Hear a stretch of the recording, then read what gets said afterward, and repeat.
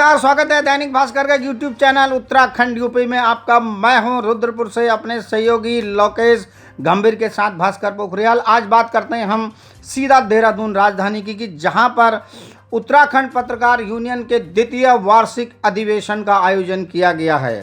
सर्वे चौक स्थित एक विशेष संस्थान के सभागार में यह कार्यक्रम हुआ और इस कार्यक्रम में बतौर मुख्य अतिथि के रूप में प्रदेश के मुखिया और एवं युवा यशस्वी मुख्यमंत्री पुष्कर सिंह धामी ने शिरकत करी।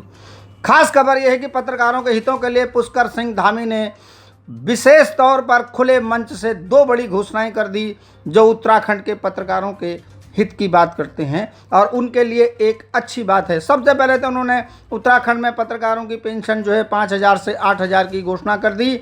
वहीं सबसे एक बड़ी समस्या जो उत्तराखंड के 13 जनपद प्रांतीय स्तर की बात करना छोड़ करके प्रदेश के सीमांत क्षेत्रों से जो राजधानी में अपनी समस्याओं को ले आते थे और उनको भटकना पड़ता था, उनको 3 दिन के लिए होटलों में रहने की एक बड़ी घोषणा मुख्यमंत्री ने मंच से कर दी गई है। इसके लिए भी सीएम का आभार है।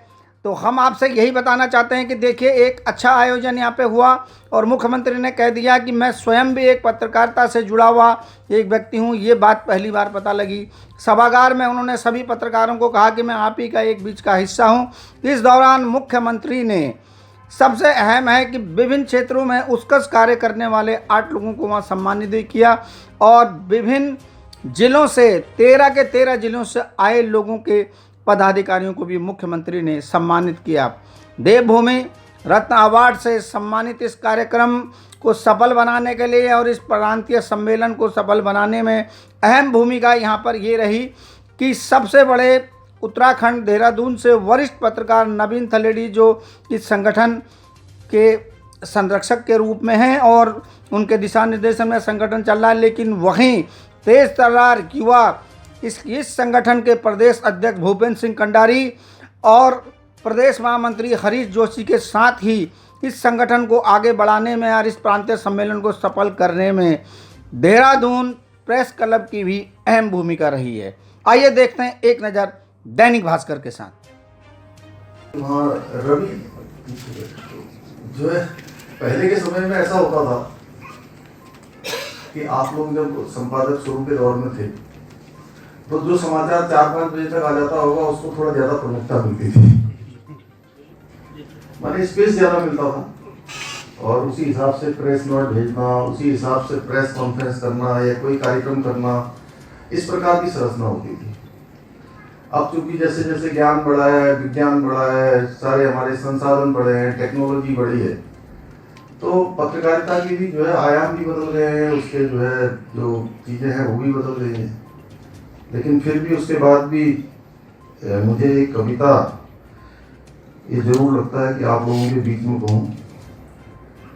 किसी ने पत्रकारिता और पत्रकारों के संबंध में ये ठीक ही कहा है, अत्याचार अन्याय के विरुद्ध हरता नित नहीं हुंकार हूँ, हाँ मैं एक पत्रकार हूँ।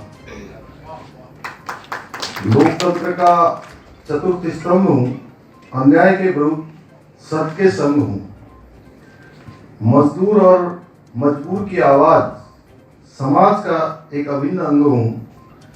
सत्य के लिए हरदम लड़ूं, निर्भीक हूँ, नहीं लाचार हूँ, हाँ मैं एक पत्रकार हूँ।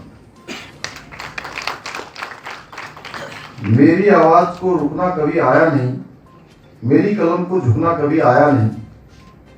रोज मिलते हैं सियासत के नए पहरादार, पर मेरे अस्तित्व को गिरा पाया नहीं।